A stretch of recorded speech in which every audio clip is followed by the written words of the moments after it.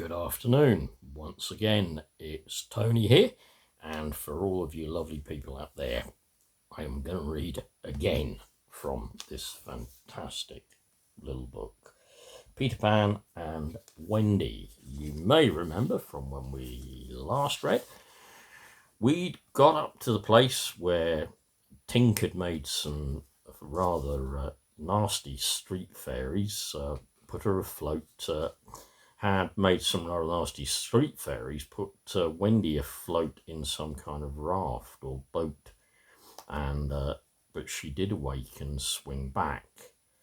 And we begin again from here, yeah, or probably slightly before there, in fact, because we begin with her, however, the adventure of the mermaid's lagoon. Okay, this is called All Sorts of Adventures. However, the adventure of the Mermaid's Lagoon, I think, was the biggest of all. The mermaids did not like the boys coming to play in their lagoon, and they objected so much to Wendy that they would dive at once if they saw her and splash her with their tails if they possibly could. This was very unfriendly, for Wendy would have liked to talk to them, if only there were a few words about the weather, perhaps. But they never said a single civil thing to her, not even good afternoon, although they would chatter hour by hour with Peter. One summer day, the boys were lying in the sun, dozing on a great rock called Marooner's Rock. Wendy was wide awake, stitching away at her needlework. Sharon does needlework, but hers is cross-stitch. Suddenly the air grew dark and cold, and there came a funny sound nearer and nearer across the water.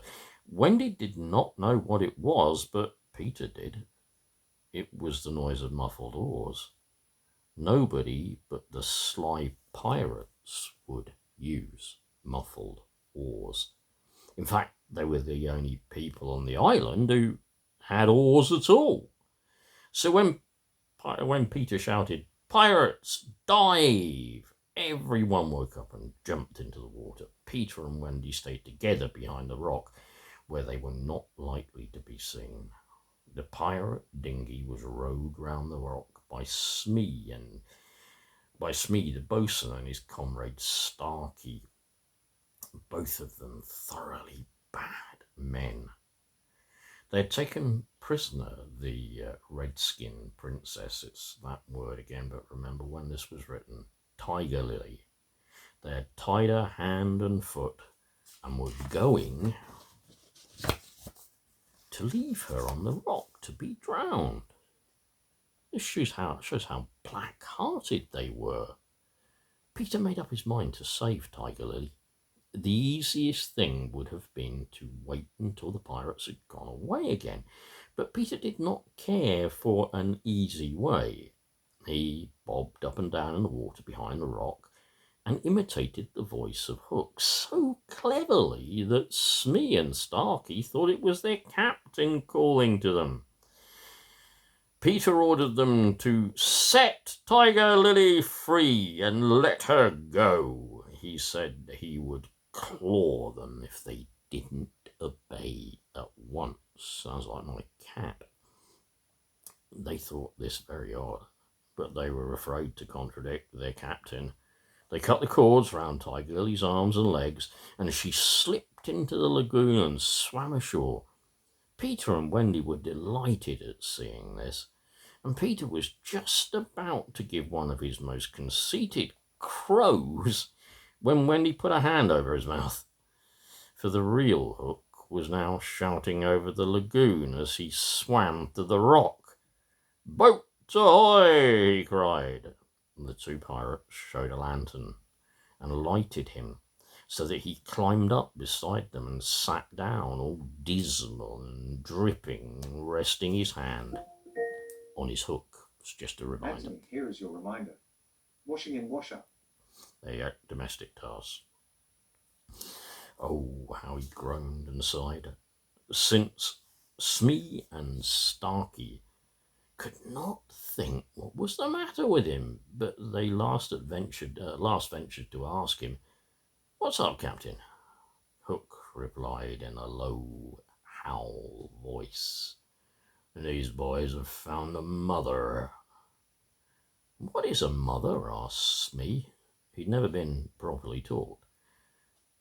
"That is a mother," said Hook, and he pointed to the never bird sitting on her floating nest. "That nest must have been fallen into the water, but the mother doesn't desert her eggs, no." "If she is a mother," said Starkey, "perhaps she's sticking about here to help Peter." Hook said that was just what he was afraid of. Smee and Starkey then understood that Peter and the boys were quite safe and could come to no harm from the wicked pirate plots because they had a mother to take care of them. A mother was stronger than the wickedest pirate. Whatever could be done. Suddenly, Smee said, "Captain, I say, couldn't we steal away the boy's mother and have her for our mothers?" "Splendid," cried Hook. "Yes, we'll seize the children and take them to the ship and drown them all. Then we shall have Wendy for our mother." "Never!" cried Wendy behind the rock. The pirates asked, "What was that?" But there was silence. So they put their hands on Hook's claw and agreed to do as he had said and to kidnap Wendy and destroy the others. Nothing could be simpler. The pirates chuckled horridly in their joy.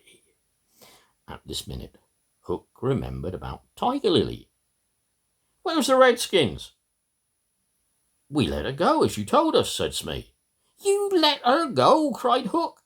He was fearfully angry, but when his men explained that his own voice had given the order, he was very uncomfortable indeed. So were they all.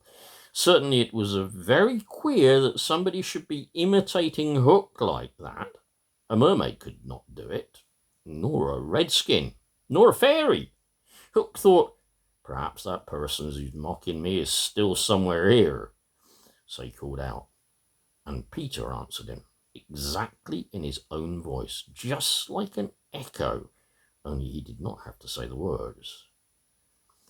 "Stranger, who are you?" said Hook. "I'm Captain James Hook of the Jolly Roger," replied Peter. "Then who am I?" said Hook. "Only a codfish," said the voice. Hook was very much annoyed. He shouted, "Have you another name?"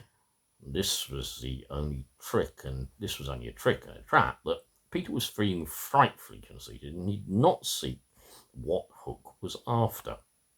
He answered in his own proper voice, "I have." Hook went on making guesses.